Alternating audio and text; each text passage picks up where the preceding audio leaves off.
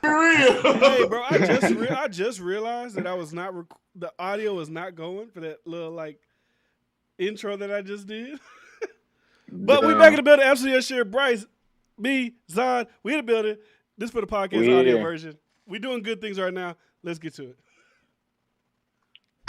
You know what I'm saying? Okay. I don't know if y'all knew, but I had lost my job, right? Yeah.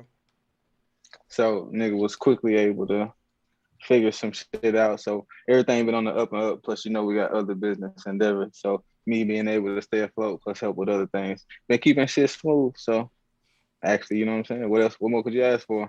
Shit, nothing. That's a blessing. Shit. Oh, what the? Dog, I keep touching shit. Can y'all hear me?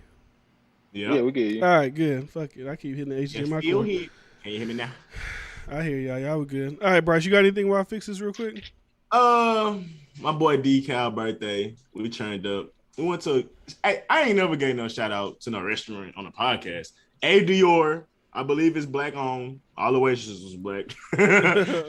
Is it a door? Is it just a door? Are you like giving it extra words? Apostrophe DOR. What you said? I said you giving it like extra link to it, but I mean, I guess.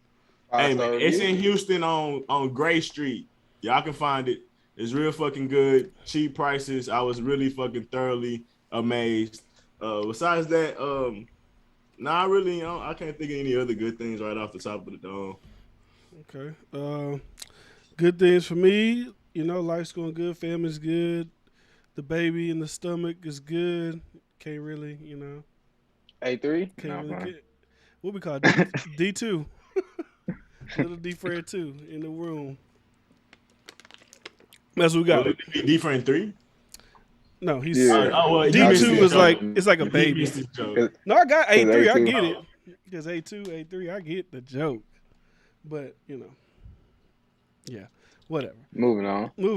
So I know. Let's just talk about something real quick that we all watched and saw the Spider-Man trailer just because No, it dropped.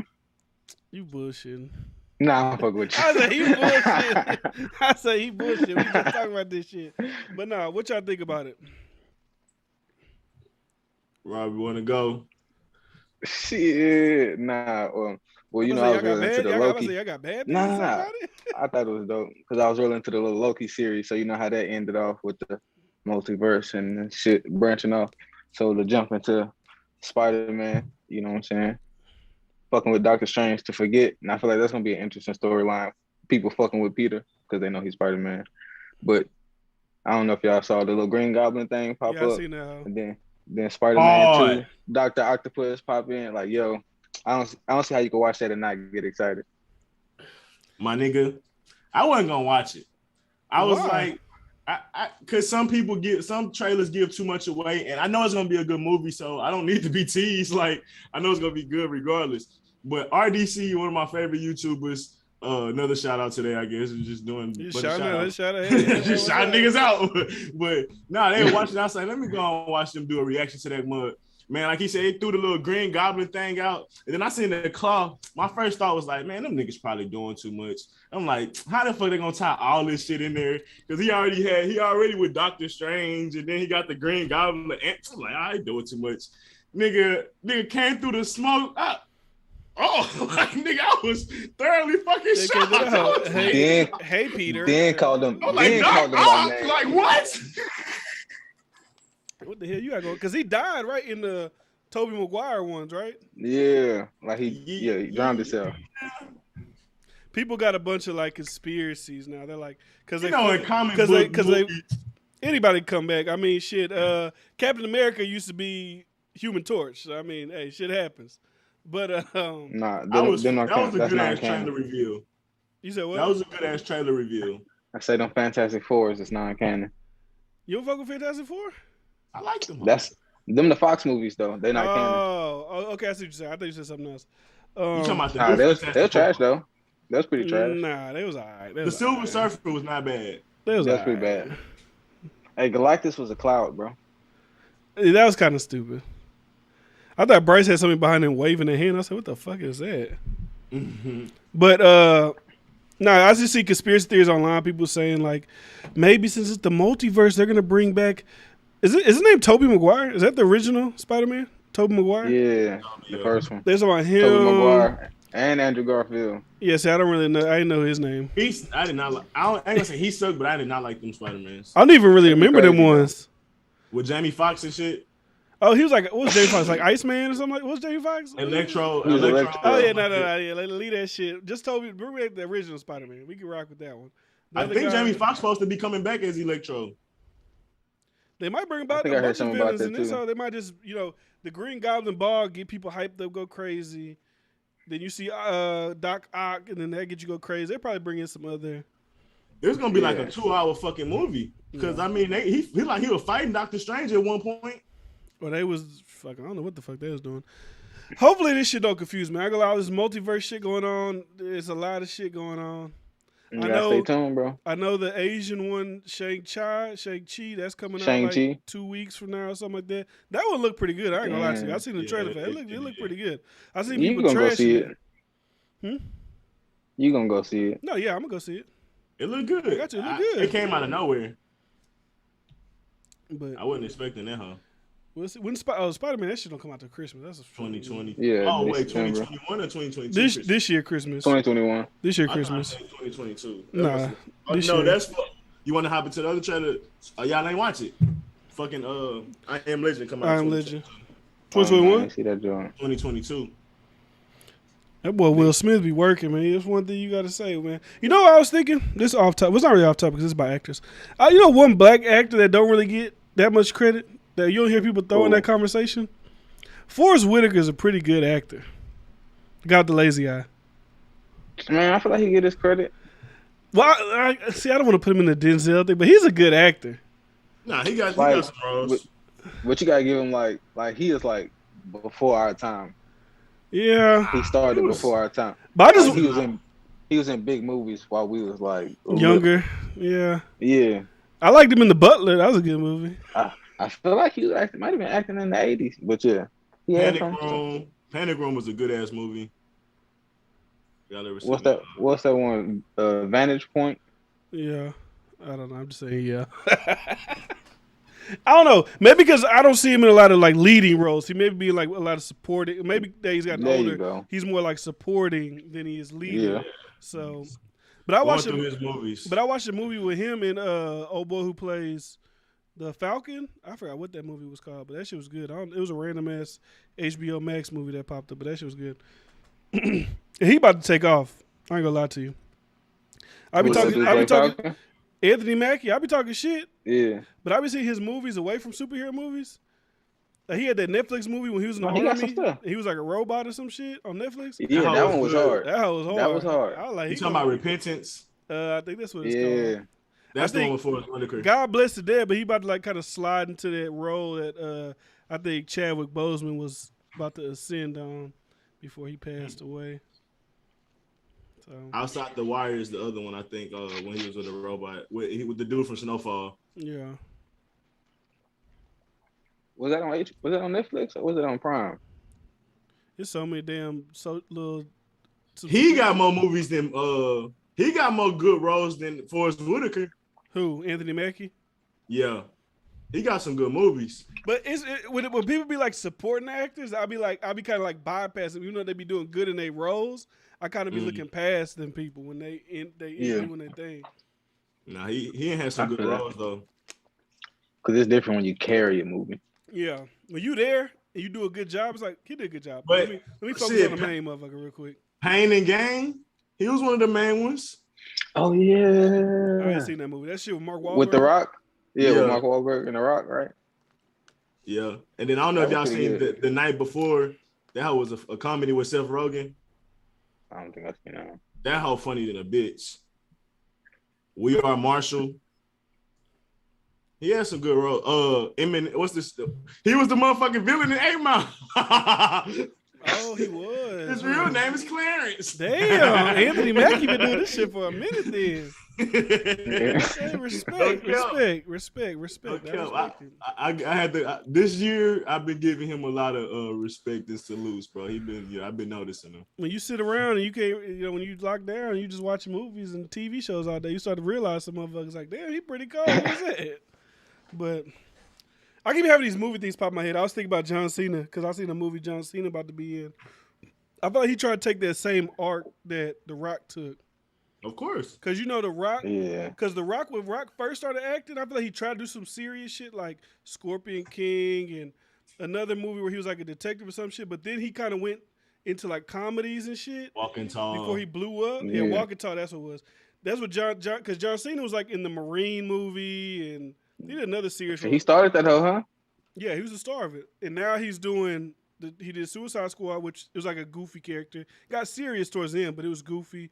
And then he doing another comedy with the guy that was on, what's the shit where they hit the tea glass, you turn into a damn white person? What's that shit called? Get Out. Get Out. The funny black guy on that movie, Lil Rel. Oh. He doing a comedy with, John Cena and him are doing a comedy like where they wives there on vacation, some shit. But he taking the Rock arc. Vacation Friends? Yeah, Vacation Friends. He taking that Rock arc. Serious at first, then jump into comedy to get more mainstream, and then. Well, I think he had a lot of comedy early on. I'm just talking about what I've seen. I don't know what else he did. I just know the They were more B movies though. There was more B. Like, yeah. Because he had like a babysitter movie or some shit. Oh, for real? They did the one like Vin Diesel did? Oh, something you like right, that. D-Fran. And like the pacifier. I thought that was Vin Diesel. Yeah, that's Vin Diesel, the pacifier. Oh. What's John Cena? Don't he got one like that? Come on, Jamie.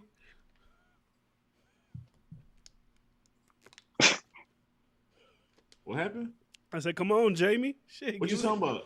I'm Joe Rogan, Rob the guest. Come on, Jamie, get the goddamn information up for us. Oh, nigga, The Marine is his first movie that you was talking about with him playing a serious role, but I couldn't find. I mean, he was in Playing with Fire. Don't know what the fuck that is. That whole just came out. It was like a little comedy. That's why I said he got a lot of B movies. But my point was he's taking that arc that The Rock took on his way to trying to be a movie star. Yeah, he's doing a lot better because in the beginning it was a little shaky. The Marine was good. Then he was like I said, them B movies. But then shit, the motherfucker was in Fast and Furious. I forgot about that. He was in the new one. That's what I was just about to say. Yeah, he in Fast and Furious. I haven't even watched the new Fast and Furious, but I know he in it. Fast and the Furious, Suicide. He the Rock brother. I wish I had that Soulja Boy thing because he's still in the Rock whole fucking flow. Nah, he's Vin Diesel, bro. He do everything the Rock did. I mean, he a trailblazer, bro. I mean, if you was in wrestling, The Rock is the perfect person to look up to if you trying to move on. He the GOAT. Roman Reigns, he fucked up. He should have hopped on acting. He could have been Aquaman. That's what all them motherfuckers look the same to me. Roman Reigns, Jason Momoa, like all these Steven Adams, all these Hawaiian, they all like look like the same person. If you stand them in a lineup, it's like, shit, which one's Aquaman, which one's the wrestler? I don't know. Steven Adams, he's 7 foot. We gonna know who the fuck that is. But we're just in their faces, they all look alike. But yeah, that's all the movie talk, man. I just want to talk about movies. I feel like we've been talking about have we been talking about serious shit lately? Yeah, a little bit. Yeah, just want to have some fun, talk about movies, talk some shit. So, I don't know if y'all seen this today. Lil Nas X back in the news. Oh. Y'all remember when he dropped the blood in the shoe, the Satan thing? Mm-hmm. So Tony Hawk made these skateboards with this company, and he used like a quart, 2 quarts of his blood. They put a little bit of it in the paint. They paint the board. Then, they put the little seal over it. Whatever. So people are mad. They're like, y'all only care when Lil Nas X did it because he was gay and black and queer, and now Tony Hawk doing it, y'all don't care. It isn't really just a social media thing. Even Lil Nas X, because he kind of jumped on it too. He was like, y'all were mad at me for doing this, but y'all are mad at Tony Hawk. But we know the real reason why. I'm like, was the blood like covered over like Satan stuff or something like that? It was like just blood. It's paint. It's painted. Like you just put a little bit of drops of blood. It's just mixed into the paint. It's just mixed into the paint. No, that's what's wrong with that. That's some hard and then, ass shit. and then it was like a red background on the bottom of the board, and it had like axe guy with like a head in his hand, kind of like executioner type shit. And I know devil shit, but whatever. But they try to make it to a gay thing. I was like, I hate social media because they always try to make shit something that is not, and they end up looking stupid, and people be believing the shit and running with it. I was like, this girl was commenting to me. She was like, it's because y'all don't really like gay. I'm like, bro, this ain't got shit to do with being gay. They was mad because they had to do with Satan. He had a pentagram on the shoe. He had 666 on the shoe. It was Satan. They didn't like Satan. It wasn't about being gay. Now, maybe some people didn't like him for being gay. I ain't gonna say everybody, but the shit don't be correlating. I be like, there's so many idiots on social media. It's like, fuck y'all talking about? I don't think they've ever heard the story Cry Wolf. They're making such a big fuss out of shit that don't matter. Eventually, people just not gonna give a fuck. And then I was saying the difference between Lil Nas X and Tony Hawk is Lil Nas X. I wouldn't say his core fan base, but he's in the African American world, obviously because he's black, right? Black people they don't really urban. Let's use the word urban. They don't really fuck with that Satan shit like that. Skaters, they might have been like, fuck it, that shit's cool, dude. Rock, they might have been, his demographic would have loved it. So that, of course, they wouldn't have said shit. But I get the message behind it. Skateboarding, you gonna have a lot of times where you bleeding and that was their whole little like rundown of why they did it. He's bled for the sport for years and this and that, and that's common sense. Like I didn't even have to read. What was Lil Nas X reason? He was just like, let me see if I can find. I want to find the exact tweet. He was just kind of like, oh, so when he does it, y'all don't say nothing, but we know the reason, which is because I'm black and gay. Y'all, that's his reason. Bro, you clearly had devil shit in your. What are you talking about? They know that people gonna just run with shit. That's why they do shit like that. Because they know that people just gonna like. Let me see. That shit out of hand. Now, bro, America got a lot of bored people. Yeah, they sitting at home on the internet. Can we find this shit? Hopefully watching. Yeah, hopefully you watch it. Tune in. SoundCloud, Spotify, iTunes.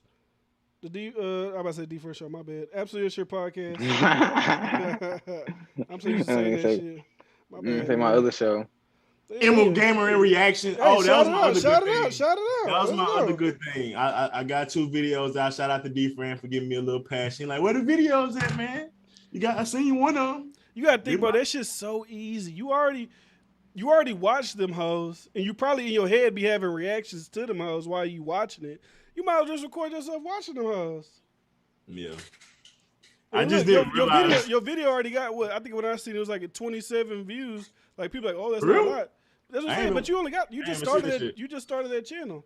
Nigga, I don't get 27 views on my page consistently. Nigga, That's on what my. I'm saying. I ain't know they had 27 views. I ain't checked it. That's something. I'll take that. Here it is. I found it. Look, we was bantering. Emerald Gamers and Reactions. That's my boy Bryce channel. Go check it out. So he said, are y'all ready to admit y'all were never actually upset over the blood in the shoes, and maybe you were mad for some other reason? Essentially, I'm gay. He got it. I'm gay. Y'all mad because I'm gay. It's like, not only did you have blood on the shoes, you had Satan on it, which requires a blood ritual. Like, come on, bro. Let's stop acting. Maybe you think we fucking stupid, or maybe you just that damn stupid and pushing other people's agenda. But come on, bro. Hey, the internet. Internet is the worst thing that happened to people, bro. I was one of my cousins. She's a teacher, and these were funny to me. Like I don't take them that serious, but they are a byproduct of the internet. So she runs like a business class for high school, right? So she was like, she was showing like she did like a lesson where it was like show logos of businesses, and a Bank of America one popped up, and they was like tap in. Y'all know what that means? Well, y'all don't be on social media like that, but people be like, if you got Bank of America. Tap in. We gonna send you $10,000 to make that type of shit like that. Yeah. Send you 10,000. But the kids, that means tap in. I don't know. I was like, social media is a fucking melting pot and hellhole, especially for little fucking kids, because they be thinking everything real. They be thinking everything's the truth. Yeah, you can learn a lot. Maybe not necessarily the right shit, but you can learn a lot. I listened to a good Denzel Washington quote. I don't remember exactly what he said, but he was talking about the media. It was he was on the red carpet or some shit, and he was telling the media like, y'all are so focused on being first rather than being right. Y'all create misinformation. He said it way better than I'm saying it, but like, I had media used to have integrity. Yeah, media used to have purpose. You know what you're talking about. A checklist of things before you just put out a story. Yeah. Nowadays, it's just like Kobe Bryant death. They ain't give a fuck about waiting for the family to hear first and shit. They first to get it out, no matter how disrespectful and or how tacky it may be. Or they killed Lil Wayne. He wasn't even dead. Yeah, a couple times, huh? Lil Wayne dead at 34. I was like, damn, Wayne died. I was like, oh no, he's not dead. He in a coma. He had a seizure or something. Media way too powerful to be that reckless. That's why those rules was in place in the first place. It wasn't to hold people back. It's like, bro, no, you just can't do that. You can literally destroy lives or start wars with this shit. Let's be real. Yeah. I think now I heard someone make a good point. They said the media is not about the media is not about informing you anymore. It's about just getting a reaction and just moving on to the next thing. Like they'll just say anything. That goes for everybody. Everybody just be saying shit. Bro, I feel like somebody said it was like we live in an age of information, but not all of it is good information. Yeah, that was his quote. It was like, if you don't listen to the news, you're uninformed. If you do watch the news, you're misinformed. You're misinformed because everybody's just rushing to be the first one to say something, even if it ain't right. They just say something. I get it if you say something wrong. Even though your voice is real powerful, you probably shouldn't run out there. But a lot of times, most people are speculating about shit. Well, I don't know. No, they do. A lot of people throw. Bro, I'm trying to think about like new media. Like a person like me, when I talk about shit, I'm speculating. But like if you're a person like on the news, like you're like, hello, Channel 6 reporting live. It's like you gotta be like on point with your shit. Nah, they'd be reading the program. Yeah, I was just about to say that. Them niggas don't be having. Because, like, I was talking shit about Tory Lanez today. I was like, I don't know if it's true or not. I don't believe that shit. I hate talking about Tory Lanez. I feel like it's like people start thinking I like really don't like him. It's like some of the shit he say, like, well, last week, Bryce, we was talking about his NFT, right? He said he sold 1 million of them for $1. Mm-hmm. And today he was like, or yesterday he was like, hey, we reselling them. Y'all can resell y'all's NFT starting tomorrow. He made a video like, I fucking changed the game. I'm selling these things they sold for 60,000. I'm like, come on, bro. Yeah, it would have been more. He wouldn't have to report on that. I ain't gonna count. But do you even like 60,000 for a Tory Lanez album? Well, you could say 60,000. Is it marketing? No, I do. I think it's marketing. But you're like, come on, dog. 60,000. He clearly capping is what defense. The people eating it up. That's my thing too. It don't even really be against the artist. I be like, the artist must think his fans are like dumb. I'm like, do y'all really think people buying this shit for $60,000? Well, I would say Tory Lanez got probably a big part of the demographic probably real young. So he take advantage of because that's like. I think it's a marketing thing because it's like if I tell these people that if they buy this, they can eventually probably they spend $1, they make 60. So the next time I drop another NFT album, and I could probably release 2 million this time, and I can sell those for like $5. People will buy it just because like, well, shit, last time people was making 60,000 from them. But I digress. People just be on the internet talking bullshit. You think do order a pizza? Nah, my phone about to die. Your phone about to die. You on the phone or what you doing? I got it going on live, man. Extra publicity, man. Oh, God. I don't think you have the facilities for that, big man. Represent, fool. Show ass down. But no, that's all I really had on that. I don't really got no time. It's not too much. Tory Lanez changed the game with them NFTs. I give him that. I give him that. I give that part. Yeah, that's like a big deal. Yeah, enough about that. But the amount that is sold, shut the hell up. That's a damn lie. I mean, hey, some of this came up off them NFTs, bro. An idiot. I would never, bro. That's never mind. Because I would go into a whole rant about the shit. Say it. I want to hear about the man that turned the dollar into 60 racks. Yeah, I want to see him too. Somebody, hey, come out. Let us know. Come on. I don't even want to know the guy who turned the dollar to 60. I want to see the idiot that bought it for 60. That's what I want to see. The idiot that bought it for 60. I'm like, you bought that shit for 60,000? And like I said, I was like, if it was like a Tory Lanez, like his not even that. Even if it was his last album he's ever making, I would still never bid 60,000 on that shit. Like if Drake was like, "This is my last album ever, Certified Lover Boy, 100 copies, that's it." Oh no, I can see that shit going for 60,000. Not no fucking Tory Lanez. Because God, he's talented, but not no 60,000. Hey, that's actually a good idea. What? When niggas drop albums, if you're a real popular artist, be like, I'm only gonna make 100 physical CDs. Maybe sign them bitches like it's only 100 of these. Yeah. A few people done that before. Did Nipsey do something? But Nipsey did like. But I feel like this day and age, you have to be a real, real big superstar. But this day and age, that I feel like that might create some value around it. Yeah, I think one of them hoes will sell for $1 million. I ain't gonna lie to you. Drake's last album, only 100 copies. Reselling as NFTs, I think that should go for $1 million. I don't know who's gonna buy it for $1 million, but Spotify, Apple. But they can't re-release it. They could buy it, I guess, just for them to listen to it, but they can't re-release it to the public. They can resell it though. You just said. Well, yeah, they keep reselling it. Yeah, I see what you're saying. They keep reselling it. Yeah, but bro, it is so much like. How's y'all lives, man? What's y'all's biggest fear? We just recorded on Saturday. What's your biggest fear in life? What do you think about on a daily about your future? What do you fear about for your future? A deep one. I mean, so I get in my Rob bag. Obviously, not being successful. I feel like that's one of the number one things, and it's like. Not that I don't feel like I have the creativity or the willpower. It's just I know that life is tough, and you see so many people that fail and make mistakes. And when you look at other people, it's easy to take on that same fears that they had, or fears or doubt or lack of energy. Because a lot of people gave up already. I said it a long time ago, mailed it in already. Yeah. And you don't want to get complacent like other people because it's just you see how easy it is. Like you see when you look around so much.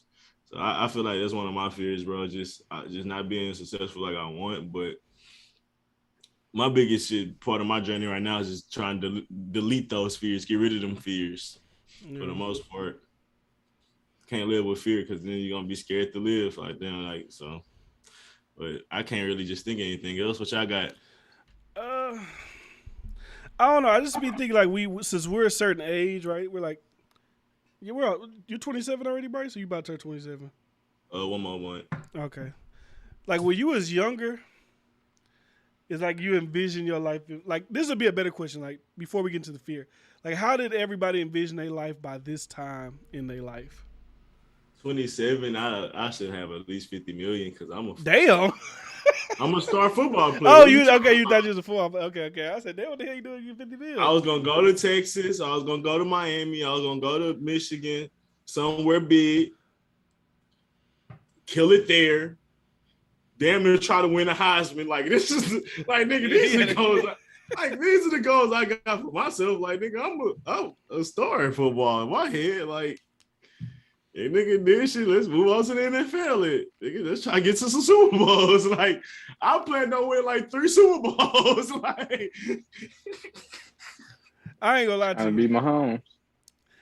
I think my downfall was not having the like the think ahead shit. But I mean, like with football shit, like my thing is like once I realized I wasn't gonna play football, I didn't really have no like. Real play. I feel like successful people, they have like playing like, okay, 5 years, 10 years. Like they already have shit kind of planned out how they want it to go. I was kind of like through my first like in my early 20s, I was kind of just like going through the, okay, I guess I'm going to go to college. You know, I guess I'll do that. That's okay. College is okay. So I'll get a job. Like I was just flowing through the river at that point. I didn't know what the hell to do. There's few successful people that really like had it going before 25. And of course, there's a bunch of examples that media display, but the average successful person didn't start finding success till after 25. Like, but I don't even necessarily mean success as far as like I'm at where I want to be. Just having like a goal, like just even a goal, like that's what I feel like. I'm gonna do, like, I didn't even have a goal like, oh, I'm gonna do these 4 years of college. I was just going to school because I thought that was just the thing. Like some people go to college like, I'm about to first semester, second semester, like they got that mapped out. I was just there kind of just cause like this is what I'm supposed to be doing. I mean, I'm sure a lot of people was there like that. I know what you mean. That's why I was like, I'm just seeing what was up. I know what you mean.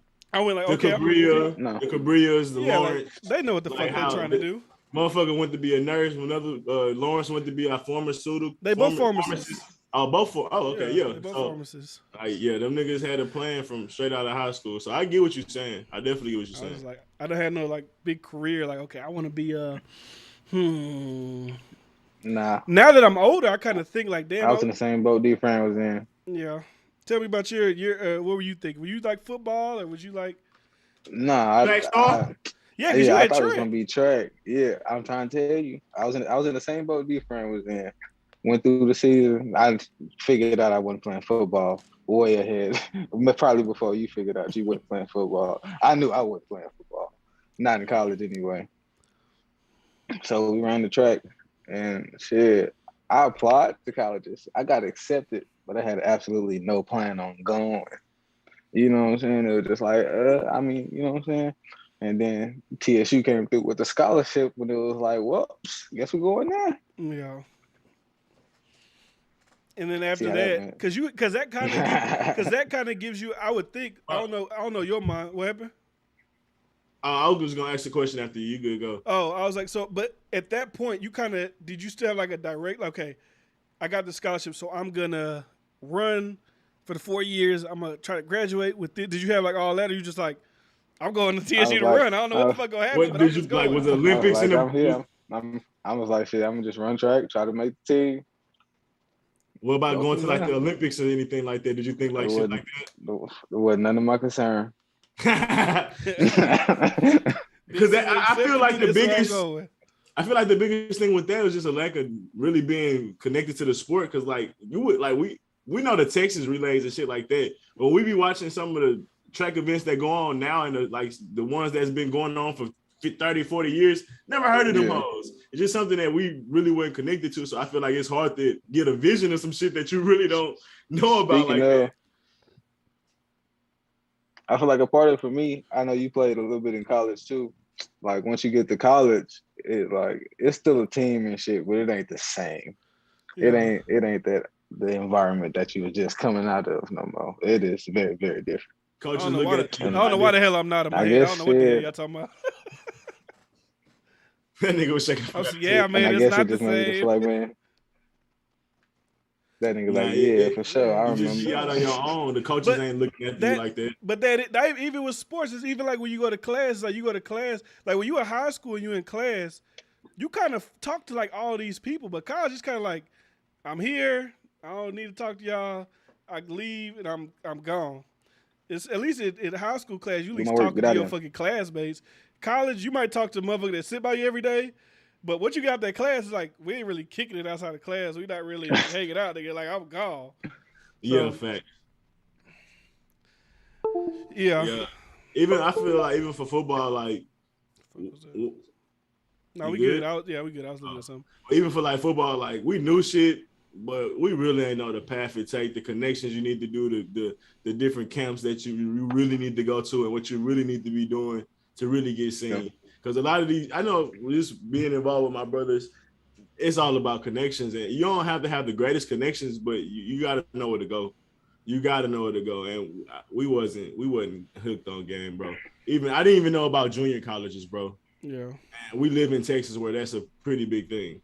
Like, I didn't know, like, it's cheaper. I didn't know I didn't know you get your degree in 2 years. I didn't know about a lot of that shit, like, at all. Like, and most coaches probably wouldn't know to tell us that because that's like everyday knowledge to them type shit. Yeah. So I feel like that's where the disconnect kind of go. But I played football since I was like 4 or 5, from flag all the way to couple years in college and then semi-pro. Still lacked a lot of knowledge. So it's easy. Because I feel like as a kid, when you got that, because it's like what you said. Look what you asked Rob. You asked Rob, when you was thinking about track, you said, do you want to go to the Olympics? You didn't say, did you want to be a college indoor national champion, college outdoor national champion, maybe the nation champion? You say the Pan Am game. You just went to the top. When you were a young kid, all you think about is, okay, I'm good at football. You're not thinking about going to SFA. You think about, I'm going to, look at the college you named. You said UT, Michigan, Miami. You didn't say no, like, semi-big, small colleges. You didn't even say, like, the college that's D1 that is still in them conferences, but they're not as big. Because when you're young, you just think about the big picture. You just think about, like, I'm going to be at the ultimate level. So you bypass all those things because you think you just going to go straight to the top. When you get to a certain level, you're like, damn, I might, if I knew about this, I probably could have inch my way to the top, but once you go for that, it's like, oh shit, I fucked up. Or you don't know no other way to navigate to get to that point. Because I'm sure if we would have really been thinking about guidance, if we'd have been thinking about junior colleges when we were sophomores, a lot more people would be like, okay, like when them coaches was coming to see you, Blake, and Tyrell, it was like, okay, damn, that's UT. Fuck. I go, maybe I could have been like, you know what? I probably ain't gonna go to them schools, but you know what? I'm gonna send my film to Blinn. I'm going to send my film to Tyler Junior College. I'm going to send my film to the smaller schools that might, let me come on. I could probably do my thing there, and maybe I'll get a scholarship to maybe not Texas, but maybe somewhere else. But we wouldn't think about that shit. As soon as y'all was getting Texas and shit, and when nobody else coming, I was like, well, fuck, football over then. And you could have had a good career in football at college. gotta at least got your school paid for damn near half to full price. Like, nigga, you was good enough to be a starting center on a D1 AA team or any shit. Honestly, bro, D-Fred blocked Paul and Red, like them niggas with the D1 school. So, I mean. Paul went to the NFL, shit. We played Texas football, bro. We played against a bunch of good fucking people, bro, and we competed. So, it's not like this shit fucking crazy to think. Like, that's the thing about football. Texas football. Yeah, some pretty good talent. It's that size, man. That size is what. It's like you can think about anybody. Like, if Rob was 6'1", 200 pounds. Who knows? Ridiculous. If I was, I'm 5'11", 6 foot. I'll say 6 foot, when you put on football. I'm 6 foot. If I was, Bryce height, 6'2", Blake height, I'd have been. In them little, all right, Tyrell. He said he would have been the man. I'd have been the man. Y'all you had more. He would have showed y'all how to do it. Y'all niggas was looking at Texas. Texas would have came back, nigga, to talk to me. Bitch, I talked to Texas 3 times. Don't play me. Don't play me. No, I'd have went on a visit, nigga. They'd have been like, come out here. Now the only visit they ever offered me was the camp I could have went to, but it was like 270. But shit, I should have went to that. Like we was working. I should have saved for that shit. Like, nigga, if that's how much I cared about football, like I should have even if I had the Greyhound to that bitch, I should have been there. Trying to get J's, them checks. That's it, Jay. Checks. I was just eating. I was just eating my shit away. But yeah, I think and see, everybody listens to podcasts. This podcast probably for the rest of it is probably just gonna be us talk about life shit going on. Because what to be topics? We did a podcast on Saturday, and even the other topics on there, they all redundant. Oh, Kanye released Drake's address. Oh, okay, who gives a fuck? Sha'Carri Richardson shit on the Jamaicans again. Okay. I kind of like that, though. I'm about to get into my story that I was about to say, but at first I was talking shit about her because she was talking shit. But when them Jamaicans start talking shit, I'm like, you know what? Yeah. Fuck y'all. This America, motherfucker. Y'all Jamaicans, I'm on Sha'Carri Richardson's side. I don't give a damn. Fuck that Jamaican shit. We over here in America. I support all shit. Black women. I like the heel, like the villain thing she's trying to take on. But she better produce next time. But I respect it. But anyway, my point was, because I don't know the age of people that listen to this, but like, if I give anybody advice about going to college, it would be, if you're going to college and you get to a point where you're like, I don't know if this shit really for me, don't keep going, just keep going. Because now I'm at a point in my life like, damn, I kind of want to go back to do some shit, but like I feel like, damn, I kind of fucked that shit up by just going, but then I wasn't going to classes, so like, I probably owe this campus money of my GPA low because I was just fucking around. You know what I'm saying? Like, damn, I could have went back now that I'm kind of more like, in a place where I feel like I could, now I could go do it. I had a recent conversation you shouldn't rush to go to college. I feel like if we had the option to like travel around the world, maybe our country, maybe the world, like we could travel, find ourselves, get to know kind of what we want to do in life when we 2023. That's why it's like, even us being 25 and rushing to be rich, bro, like it's hard to even know who you are, but when you're 23, 24. So like to have an actual purpose and goal and what you're going to do and be consistent at is kind of crazy to think about. Yeah. It's ass backwards when you really think about it logically. But I feel like if we all had got an opportunity to travel, or however, I feel like, or at least work for 2 or 3 years, let's kind of get away from the fantasy work because everybody can't do that. But if you work for 2 or 3 years and kind of understand what you want to do in life, because shit, getting in that work atmosphere and saying, I don't want to do this shit, I need to find some more, that's some good passion to start some shit. Because in school, you're not really going through that shit, taking it serious, because you're taking it for granted. Go live in the real world for a little bit, see things out. You'll start getting the picture, and then you won't burn through your college funds and your scholarship money, your FAFSA money early because you was bullshitting unfocused. You know how many times, even if you do go and finish college, you know how many times you change your classes and your major and shit. Like that's counterintuitive. But as the business of a college, they love that shit. Yeah, that's why they push us in there. That's why they push us in there early. But if we really took our time, and like with Najee, even him sitting out a year, I feel like that was productive in him kind of figuring out what he wanted to do. Instead of me, like how I rushed into Bacon, I could have sat out a year and probably figured out the JUCO shit, because that's where Kevon, the Quan, all of them ended up going the next year after we graduated. But after that, I was at Bacon and then trying to do other shit. And by that time, I lost a lot of passion going to Bacon. So, sitting out a few years, I feel like, bro, you still in your prime. You still got a lot of fucking energy left in them times. So it ain't like you just gonna, it ain't like you fucking an elder when you're 23 and now you're in school. Like, there's nothing wrong with that. We see, I went, when I was a freshman in Bacon, I was playing with 28, 30-year-olds on the team. Niggas is 32 on the team. Dead ass. Like, niggas 30, 40, 50 in class. Exactly. So, and I mean, nigga, it's never too late, but I think it's better to be focused and have a vision about yourself and at least have some real world experience to actually know what you kind of want to do. Like, shit, you get to know yourself. They was 40, 50 living in the dorms. Wasn't they that old dude who used to walk around TSU? So he living in the dorms? Do what you gotta do, man. Hell no. Wasn't he 40, 50 living in the dorms? I know Rob wasn't there when we went there. I think so. I think I don't know. He used to walk to the dorms. I don't know if he had a little chick in the dorms or something, but he used to be walking to the dorms. I don't remember. But like I said, I like shit.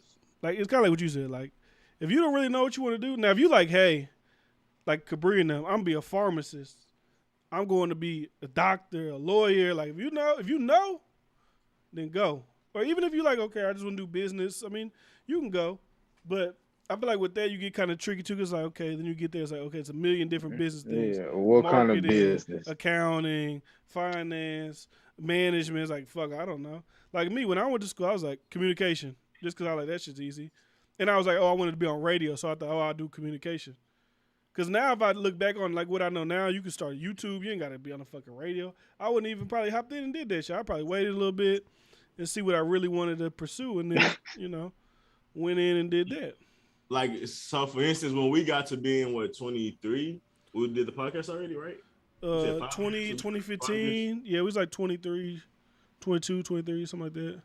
We could have went to TSU and tried to be on the radio. Oh, no, actually, it might have been 2021 because I met Carla. I turned 21. I think we was just starting to do the pod. No, we still living at TSU. So, yeah, like 22. All right, my bad. So, we could have went to school and start doing radio shit. Have our own shit and doing an internship. That are two things that correlate, like, and we getting to do it with, on scholarship or having money and shit like that. And it's something we really want to do. That's like, I said I want to be a lawyer. So I went to criminal justice my freshman year, and then my second and third year, my second year I did like fucking some just basic ass general shit, and then my third year I finally switched to computer science. But all that shit was like financial and me talking about what's a good thing in society type shit. Radio, podcasting, I like that shit because that's just cool to talk and shit like that. It's more aligned because I know me a little bit more at 23 than I was at 18, 19, fresh out of football. It's just different. It hit different. I be wanting to go back to school. I know it's a lot, but I think being a lawyer, like that type shit, like that's like some shit that's very interesting. Like I be reading some shit, I be like, damn, if I could have, like, if I would have knew about this shit when I was younger, that's probably what I went straight into school. Like, I don't know what you got to see, but I don't know what you got to take. I guess you take criminal justice, maybe. I don't know. Yeah. But I know, really, it's just graduate with your bachelor's. That's a start. You could get a damn. Then you go to and political science or some shit. I could have went to TSU, did that. Yeah, political science. Now I could have went to Thurgood Marshall, and then shit. 6 years in, I could have been a Juris Doctor, and then I could have been a lawyer, and I could have been did this. But like, if you could, this is a question I got because I be thinking about this shit too. Forget money, like I said, like you saying. Think about like what you think you would actually like to do with your life. What would be the job you would actually like? Forget the money. That I would love to wake up and do this every day. Maybe sports, probably. Bro, sports is just fun. Being competitive for fun. Like you get to be a kid. Like, if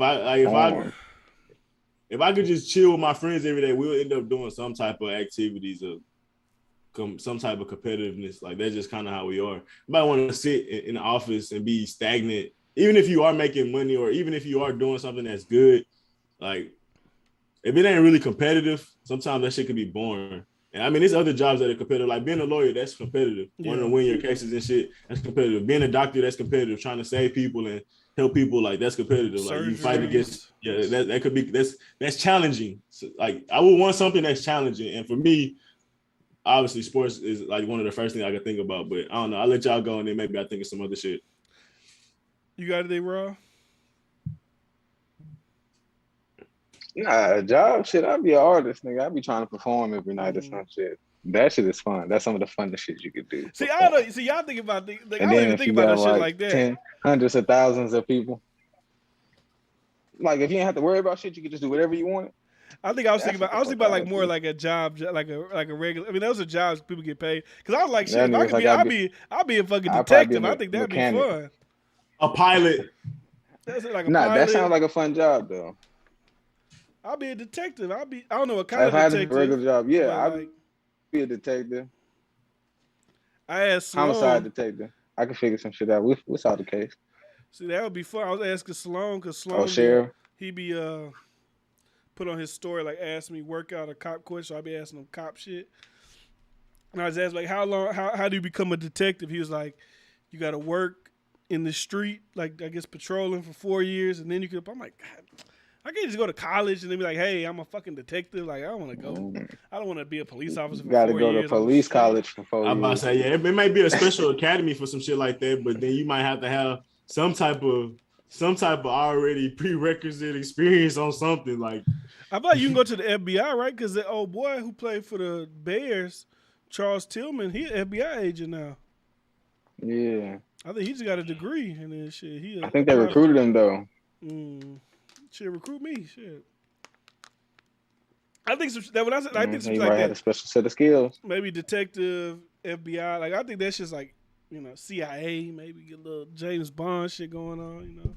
Know what's really going on behind the curtain, especially being in the CIA or the NSA. You know what the hell going on for real. But that's all the questions I was asking. But also about fears. What you say, Bryce? Just not being successful. I answered the fear question. Go ahead. Oh, you gonna recap? No, I was just, Bryce's fear was just not being successful. What you said?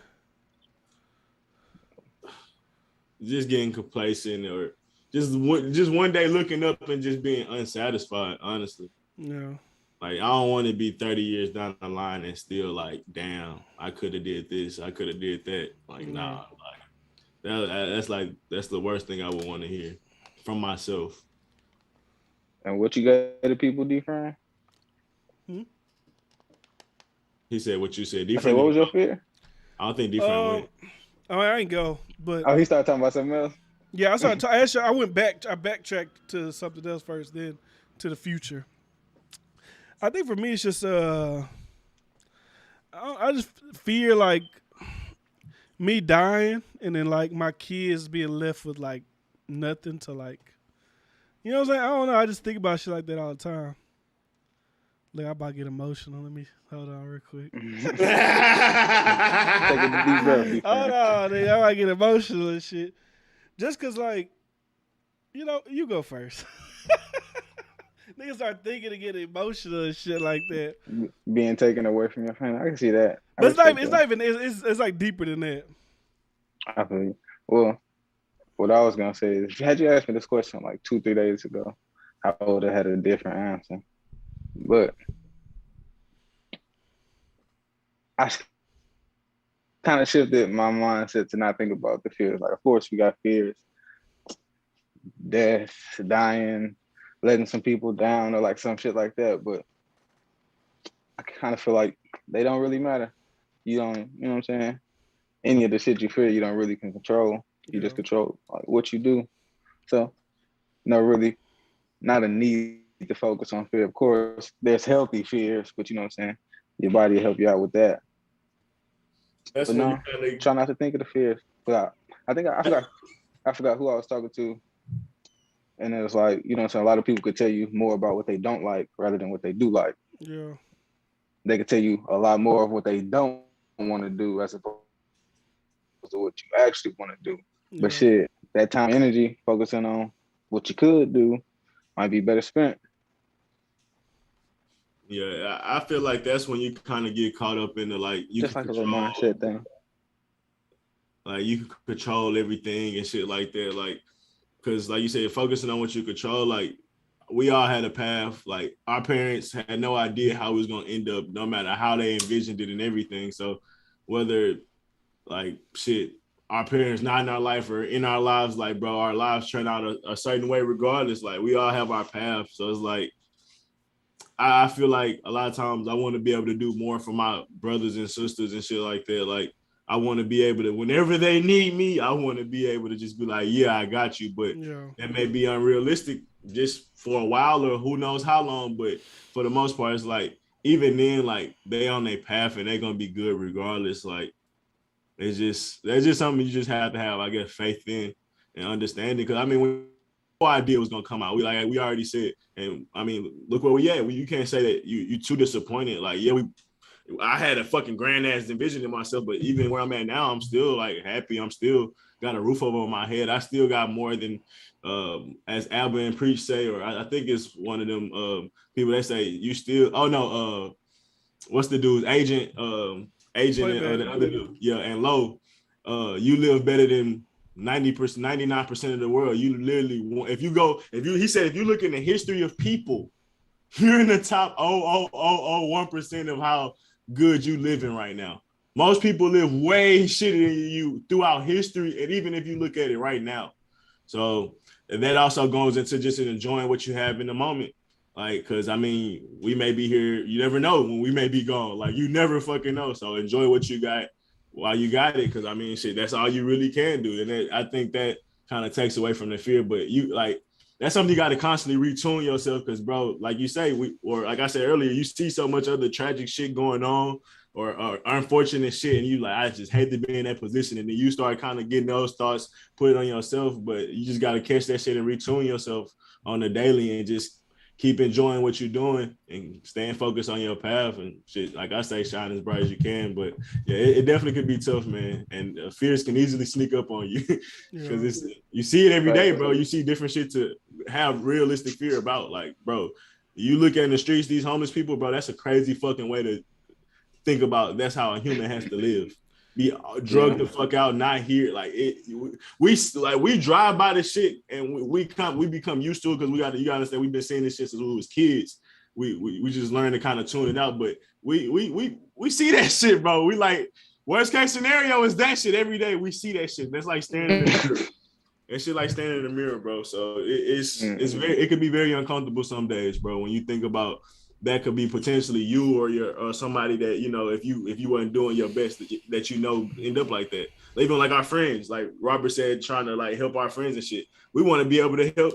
I want to be able to hire you niggas so y'all niggas never have to worry about shit ever. But it's like, if a nigga house burned down, it ain't much I really could do for him right now, and that shit could end up very tragic and like quickly. And it's like, damn, I couldn't even really do much. Of course, they can come stay here in a sense, but I'm saying, like, sometimes shit could be even worse than that. Like, mental break. Your friends have mental breakdowns. Support you.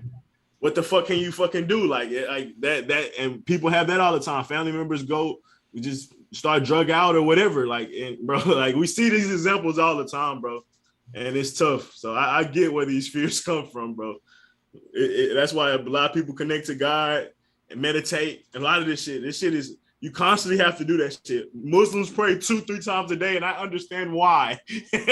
This world is scary.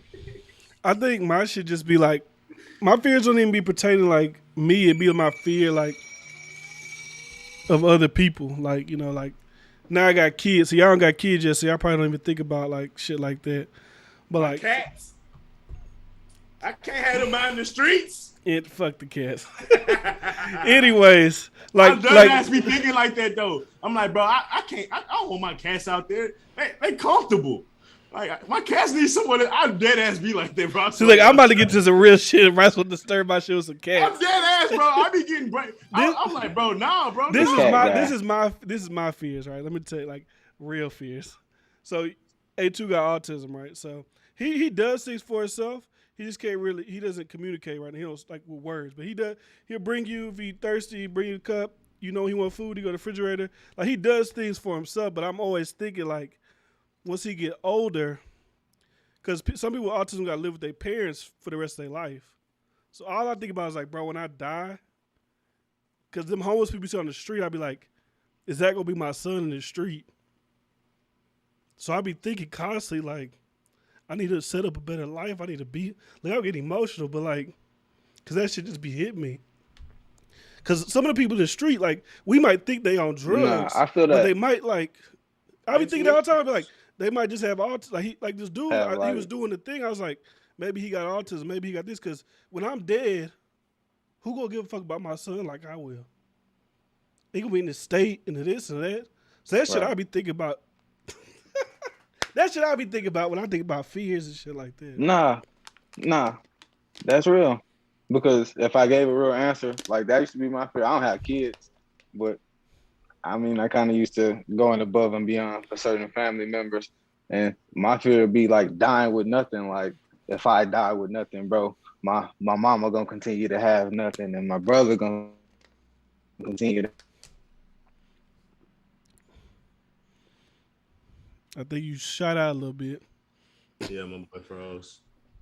Right when we get to some serious shit would have freeze up. Now you freeze it up.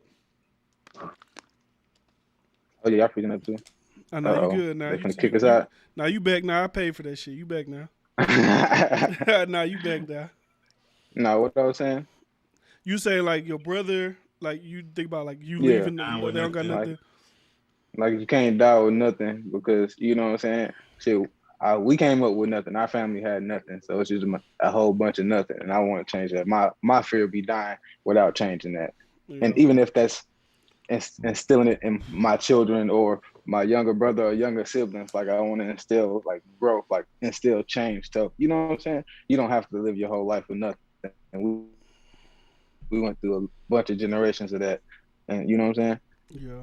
That's what I want to change. That'd be my fear to die before I could change any of that. Yeah, I think that my shit just be like, just like I said for other people, like even like I think even if I didn't have no kids, I think like being married to like you die and your wife, like to pay your wife. If I had nothing set up for my wife and like it's just a bunch of shit. My shit really be like family funeral fees and shit. It'd be like family like oriented type shit I be thinking about. And some people, oh, you don't think about that. But it's like when you think about what I said, you got to think about shit like that. Because like I said, if I die, obviously my son is younger than me. I'm 27. He's 3 years old. So people I know, like I'm dumb. Well, obviously he's younger than me. He's younger than me. Like my grandpa, he died 63. Just people, like guys in your family, they died 60. So if I live to be another, say 30-something years, my son 36, he might live till he 80. So for the next 50 years of his life, if I don't have nothing set up in place, maybe a home he got to go to or whatever, ain't nobody, like I said, nobody gonna give a fuck like me or his mama gonna give a fuck. Like, oh, his grandma died or whatever. Like, that's why I kind of, like, I'm not using my new kids for like, But hopefully, there's a lot of shit I've been thinking about. No, not you can build a community in a sense, and they take care of each other. No, that's logical. That's logical. That's what brothers and sisters supposed to do if you raise them right. If we had communities, I feel like those thoughts would be less hurtful because you know, like they say in the country, you don't really have homeless people because you always have a place to stay in a sense. Yeah. Like when you have a community, these thoughts don't really kind of weigh on your head as much because you know that it's a culture that's going to take care of people in a sense. So the fact that we kind of know that we don't have many people to rely on in a sense that it's a healthy fear.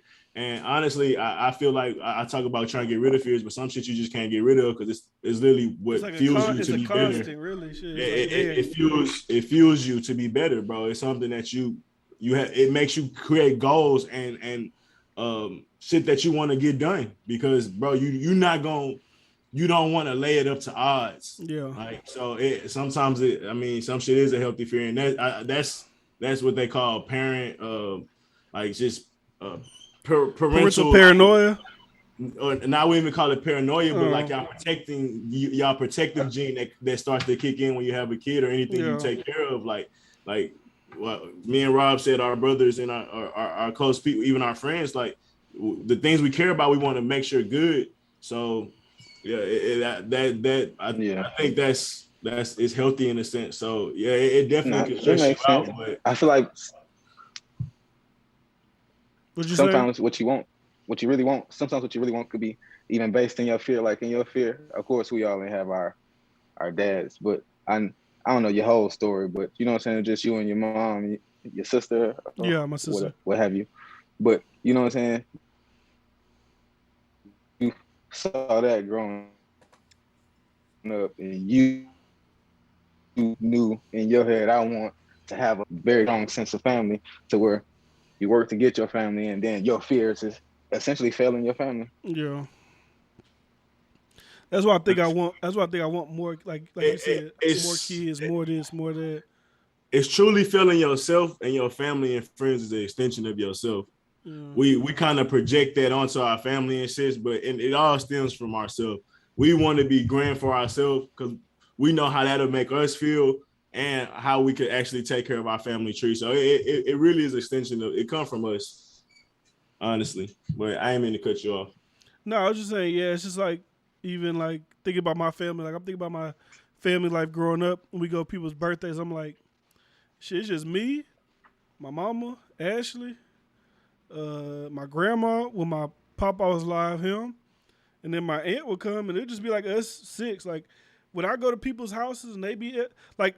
Say like this, when I look on Instagram and I see like Kendra and Crystal Chris and them, and I see they have these family get-togethers and they got like 1 million people in their family, I'd be like, I want some shit like that because I don't know their family dynamic obviously, but I would assume just the way they interact with each other, who Cherry on Jada, that if something happened to the other person, you know, like you said, that community, you know, like, hey, I'm down on my luck a little bit. Oh, this person can help, or we can come together to help you. Not where if it's my family, shit's only 6 of us. If somebody go down, shit, ain't really too many people that can really come through and help you. But if you got a family that's like built like the Hispanic people, they got motherfucking family on, they got 1 million fucking people. But that's just the shit I be thinking about. You know what's a crazy thought that just popped up in my head? So since you only got 6 right now, in a sense that you can really just think about. Well, like besides Carla now and A2, that's besides. Well, yeah, that definitely broadened the family, and that's what marriages do. That makes it makes families bigger. But you take the different legacy to like places where it's like nigga, it stems from you. Yeah. Like niggas remember your name because of you. Yeah. Like. And it's easy to say that because nigga, it was only too many. Y'all. Now it's a whole fucking legacy of that shit. Like, bro, that's crazy shit. I've been thinking about my life too, because you got to think like maybe if my people didn't move down here from New York, what if I would have stayed in Buffalo? I mean, I guess if they would stayed in Buffalo, I wouldn't be here, obviously. But if I was to have somehow been born in Buffalo around all the other life. When you really think about life is a crazy thing. Like, a lot of things have to fall in place for shit to go a certain way for you. Series of random events. It's just like... Mm-hmm. Like in California... If Bryce would have stayed at Bacone, never came to TSU, I'd probably never met Carla. If Carla and that girl didn't go to school and then that girl came to Summer Creek, I don't know what happened, how she got to Summer Creek. If that never happened, like it's just like life's things are just crazy. If she never went to Summer Creek, I didn't even talk to her at Summer Creek, but the fact that I knew her established a bond enough to be cool with her at TSU, like yes, nigga, crazy. Life is a crazy like this amount of shit that has happened for something to happen. Speaking of that today, Dame Dash did an interview, right? Because it was Aaliyah's 20th anniversary of her dying. He was like, I don't remember the dude. It was like Lionel Richie or some famous old singer, right? There was 2 planes.